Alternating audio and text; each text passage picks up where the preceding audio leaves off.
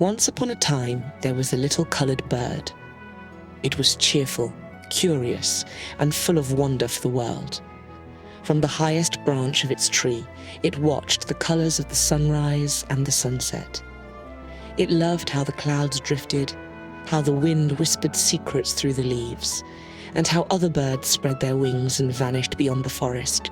It often wondered what lay out there beyond the familiar green. And each time it did, a soft ache of curiosity grew inside its chest. But the bird was afraid. Its nest was warm, safe, and known. It feared that, if it left, it might lose that safety forever, or that something might happen once it was out in the open sky. Days passed, and food became scarce. Other birds told stories of a meadow beyond the woods, a place full of abundance, where many planned to fly. The little bird hesitated, but no soon the longing to live grew louder than the fear of leaving. One quiet morning, with trembling wings and a racing heart, it leapt. The wind startled it, the air shook it, but then the air held it. From above, the forest looked small, and the world vast. The little bird spent days exploring new skies, resting in new branches, listening to new songs. And in that quiet freedom, it understood something simple yet profound. Its home would never vanish because it dared to fly. It would always be there, waiting, a season resting in silence, ready to bloom again when the time came. Because sometimes, even home needs a pause, and the heart needs a little sky to remember how to beat.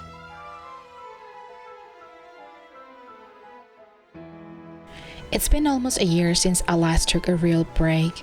I've been caught up in routines, responsibilities, and somewhere along the way, I think I just got tired. Lately, I've been feeling a bit like the little bird from Story. Safe, but almost too safe.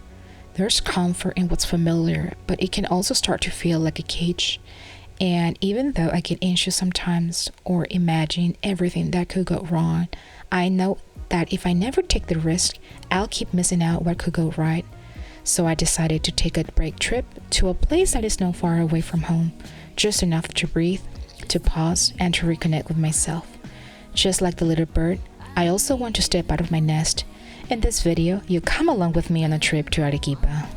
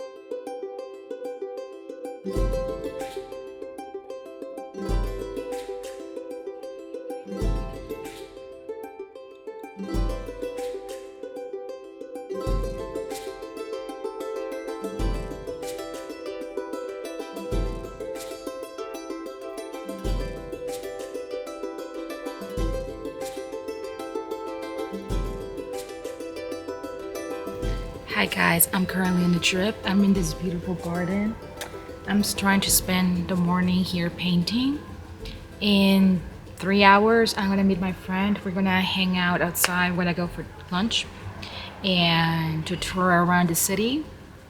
And right now I'm just taking time painting, looking at the trees, inspiring by the houses. Like, not the houses, but there's a house back there that looks very pretty, and I'm trying to sketch it in painting.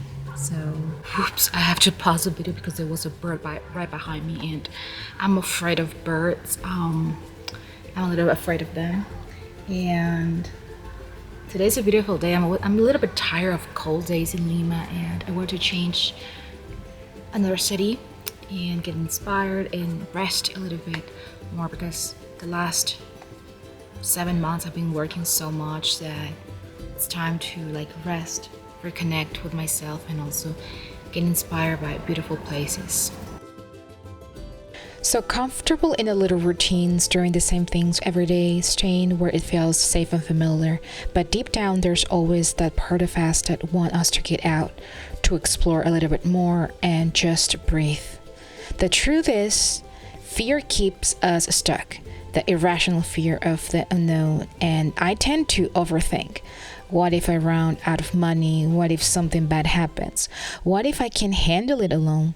Those are the classic questions I always ask myself. Typical overthinker stuff. Lately, though, my body's been screaming at me that I need a break. I just need to step away for a bit.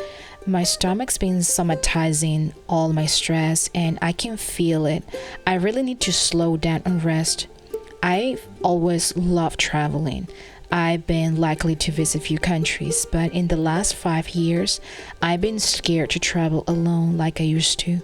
I keep thinking something bad might happen, and that fear always holds me back. So this time I decided to just go, stop waiting. I planned a trip to Arequipa, where 2 of my old roommates live. It's a place I've always wanted to visit for years, and honestly, it just felt like the right time to explore more of my own country. So yeah, in this episode, we're in Arequipa.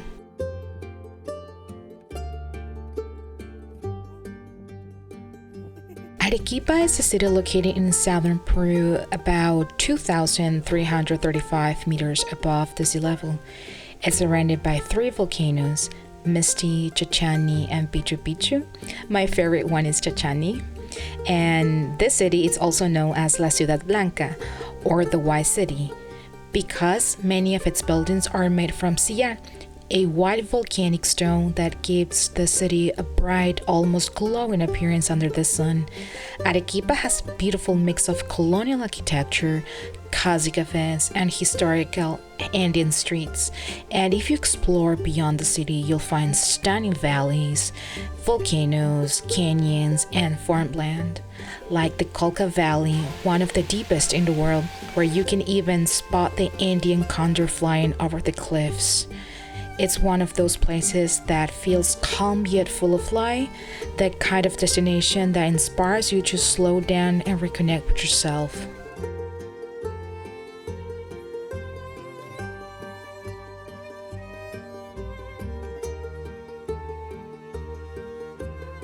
So guys, if you ever feel like coming to Peru, I definitely recommend visiting Arequipa. It's such a beautiful city where you can hike and even trek around the nearby volcanoes.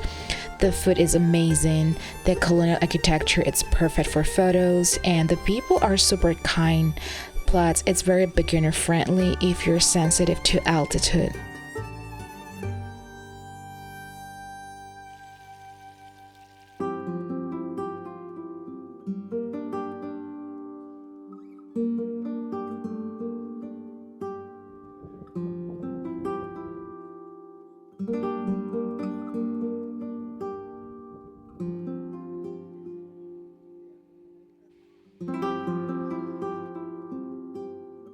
Hey guys, I'm back home and I really enjoyed this trip. I came back renewed and right now I'm going to paint a little bit.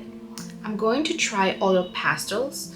I tried I think it once or twice and at the beginning I didn't like it, but I've been watching some reels.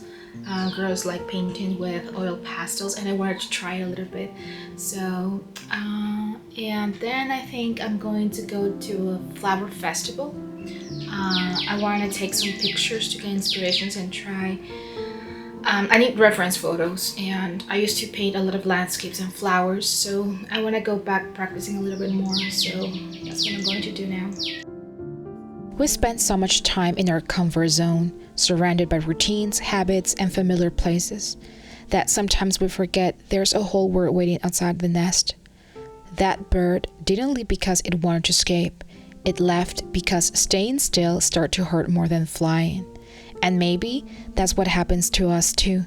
When life starts feeling too heavy, when everything feels repetitive, our soul starts asking for air, for movement, for something new. Taking a pause doesn't mean stopping your life. It means giving yourself permissions to breathe again, to recharge, to see things differently.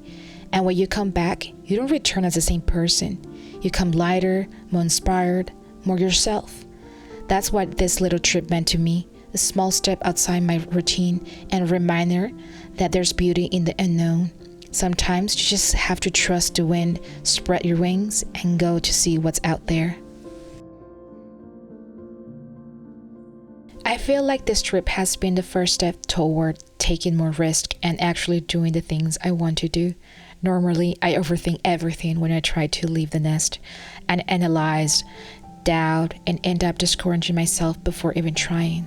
This whole year, I kept canceling trips, especially one to Rio, because I didn't want to go alone or I was simply afraid what people said.